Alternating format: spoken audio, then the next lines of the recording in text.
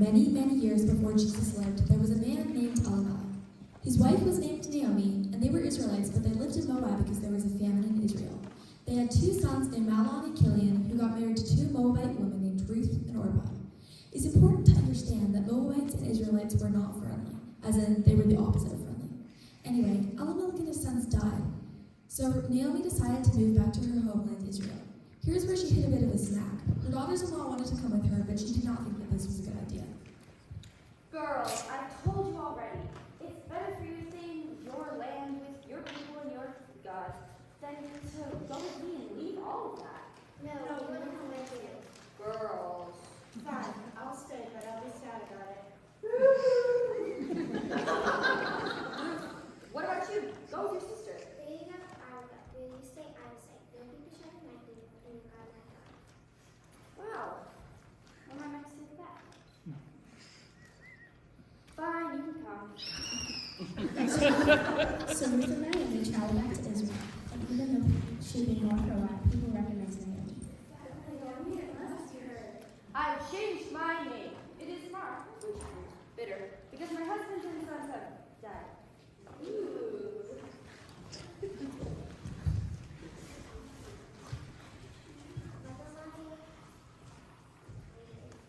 Ah, yes, food. You've been with us only in Boaz's field. Of course, why didn't I think of that? Boaz was Naomi's rich, well-known relative, just to be clear.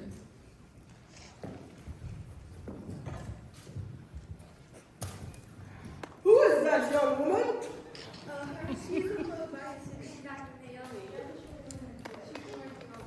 Boaz told Ruth that she could stay in his field, and he was impressed by what she had done for Naomi. He also gave her some food and told the men in the fields to leave extra wheat for her and to be nice to her. She stayed there and agreed until evening. Look at all this food. God bless Boaz for showing kindness to his relatives. He is also our kinsman redeemer. Stay in his field. So Ruth continued to glean in his field until the harvest was finished, and she continued to stay with her mother-in-law. So, Ruth, I've been thinking, and I think that you should marry Boaz. Right.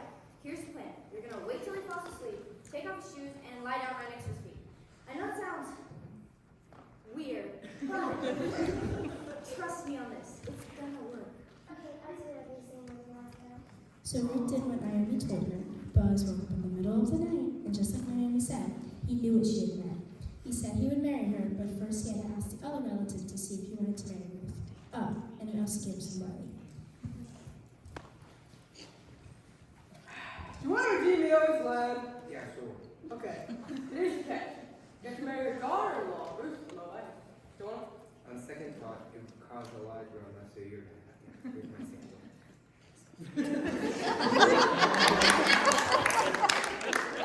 Okay then.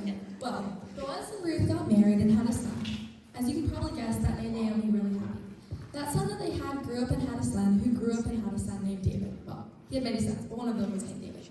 The point is that God used a foreigner who most people didn't like at all to help accomplish his plan. Oh, and by the way, one of David's descendants was named Jesus, but as you know, that happened many, many years later. The end.